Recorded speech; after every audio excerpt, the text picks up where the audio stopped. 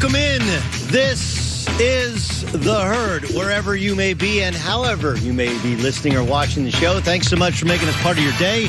I'm Doug Gottlieb, filling in for Colin Cowherd, who at this very moment is probably going down a mountain somewhere in the state of Utah. Jamie Maggio, who we spent many a weekend in some of the garden spots of the NCAA tournament together, places like Spokane, we were together. Salt Lake City. Yes. A couple others, I believe, as well. Yeah. You can see her on the sidelines of Clipper games. Of course, Gaucho Nation. Yes, celebrating that Jamie is back with us here in the Herd. You have a Merry Christmas? Yeah, it was good. It was a nice day. I think people are weird about saying Merry Christmas. Like the day after Christmas, you can't wish people a Merry Christmas. I don't really. It's over. Happy holidays. You can still say Merry Christmas. It's cool. It's the spirit of what you're saying. You're saying like, hey, hope you're having a good time, right? Like I'm Jewish. My wife is Christian. Like I never understood the offense over like happy holidays, merry everything. Like, look, you can just be Merry Christmas. I understand it's coming from a spirit of like, hey, hope you're having a good time this time of year. Do you celebrate both, by the way? We do. I don't Why celebrate both like my kids. The kids benefit. Yeah, they do quite well. They do quite well. We had a great holiday. Glad you did too. Thanks so much for joining us. We have an outstanding show for you. Chris Broussard will join us. We'll talk about yesterday's NBA action where the Celtics dominate the Sixers in overtime. My thoughts on Kyrie Irving and how his superstardom has gotten buried partially because of who he played with previously, maybe more than who he's playing with now. We also want to talk about LeBron. I'll get to that in a moment. And the sudden struggles of Russell Westbrook to simply make a free throw. What's going on in Oklahoma City? Michael Rappaport will join us. I'm sure we'll argue about something pertaining to sports, maybe non-sports. And TJ Hushmanzada will join us, and we'll talk about upcoming Week 17 football games like Vikings-Bears, where Kirk Cousins has to prove in primetime that he can lead his team to the playoffs. You win, and you're in if you're the Vikings. It really is that simple. But let's start with something we saw from LeBron yesterday, which we've never seen before.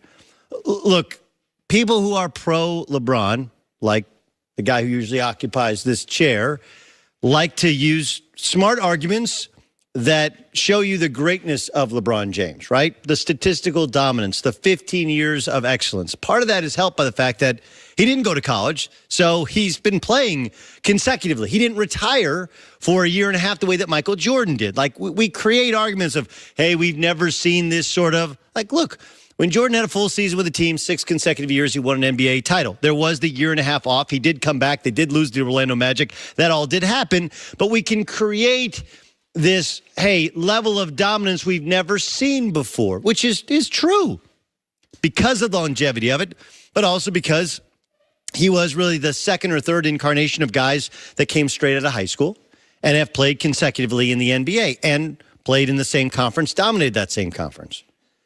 But what I've always said, I'm in the middle. Like, I think LeBron's incredible. I'm still not willing to say he's the greatest player I've ever seen.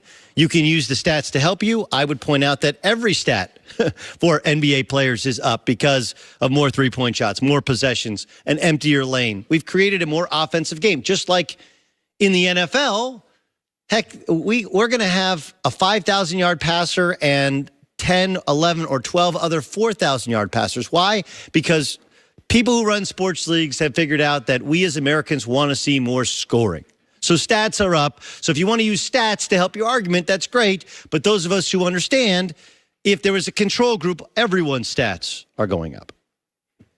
But what we've seen from LeBron, I've said this sitting on this couch. I've said it back when Colin first was launching shows here, even back to his old shows, is the amazing part about LeBron is he's never been hurt.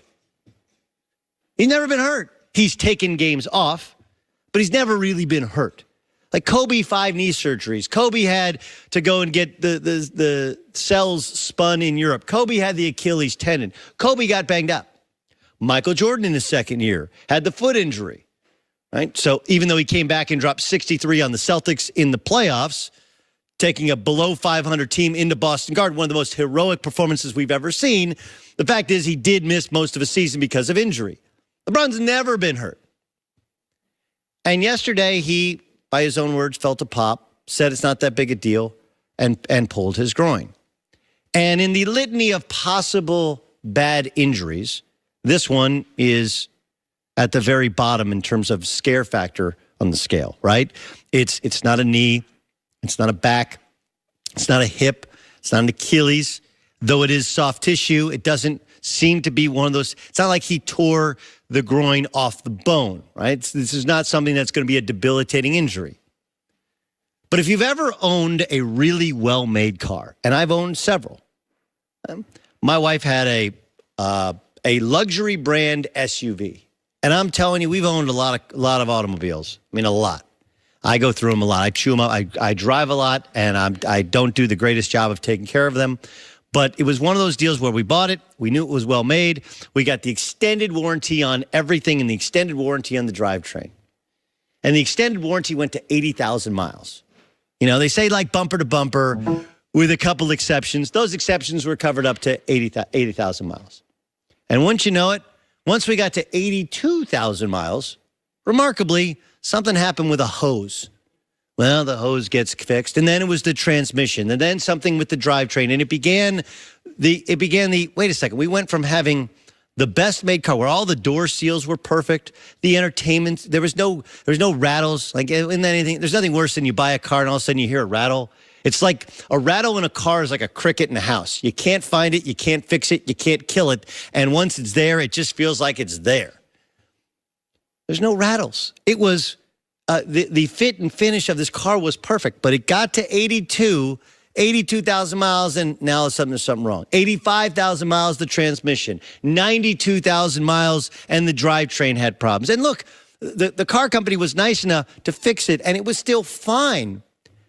But this is the car that lugs around my 3 kids and my wife, and the last thing you want to do is she's driving to go ski or driving to go to soccer or basketball game and stuck on the side of the road like, on to the next. Well, you can't do that, obviously, with human beings. We're not going to throw LeBron James onto the next. We're not going to trade him in.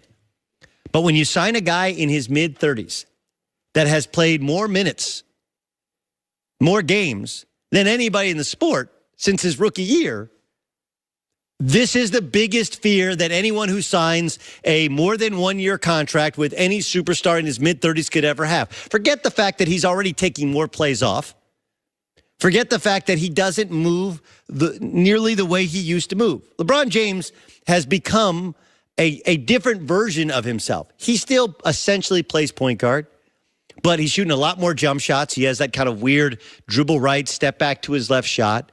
He's developed a little bit more of a post game. He still is explosive going downhill, but he's not the lithe that he was earlier in his career. But now all of a sudden you pop a groin, all right, you're out a week, you're out 2 weeks. The fear is not the groin. The fear is the groin leads to the hamstring, leads to the calf, leads to the back, leads to the knee. Right? This is what happens when you get older. It just is. You wake up and you're like, what hurts? It all hurts, and I don't know why. I didn't do anything. All I did was eat Christmas dinner last night and throw the football with my nephew, and now my shoulder's killing me like I got a rotator cuff. I got to call Dr. James Andrews. We've never seen this before. This dude never gets hurt. It's crazy. Now, is it helped by the fact that he's bigger and stronger? Sure, but it could be hurt by that because instead of delivering the punishment, because he's 6'8", 6'9", 260 pounds, now all of a sudden he's delivering the punishment to his own body. It's why he wanted to be lighter this year, because he knows you put all that stress. I tell people all the time who are former basketball players, like, man, I got to get back in shape. I want to get back to playing. I was like, look, before you get back to playing, you need to get at or below your playing weight, because 5 pounds more on your body when you're 5 years or 10 years older than when you were playing, and your body does not respond the same. I think the Lakers' plan is clearly working. I mean, are they going to shoot as well as they shot last night? No.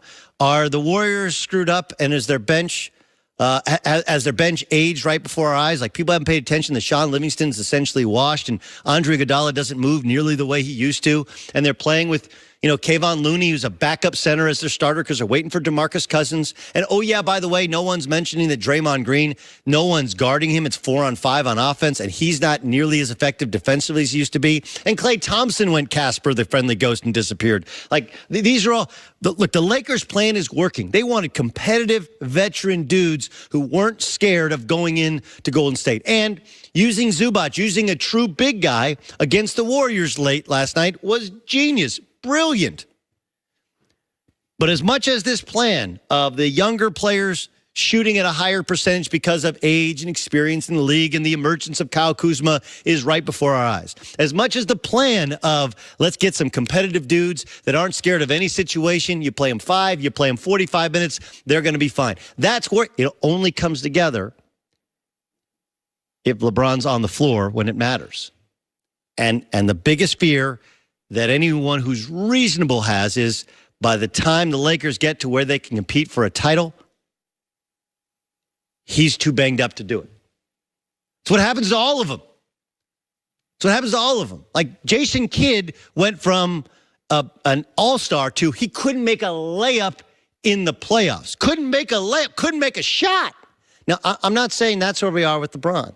Not close. There's a different scale. LeBron's an all-time great, and this is the first, but you pop a groin and you hold your breath because you wonder whether or not this is just a leaky hose that can be fixed and the drivetrain and transmission's all good, or this is, hey, once you hit 80,000 miles on any car, they're going to start to break down. A lot of tread off those tires. A lot of tread off those tires. All right, coming up next, something else we've never seen before. A superstar player saying, you know what? I want this guy to be my coach. And you'll never guess who said it. I'll tell you next. I'm Doug Gottlieb. This is The Herd.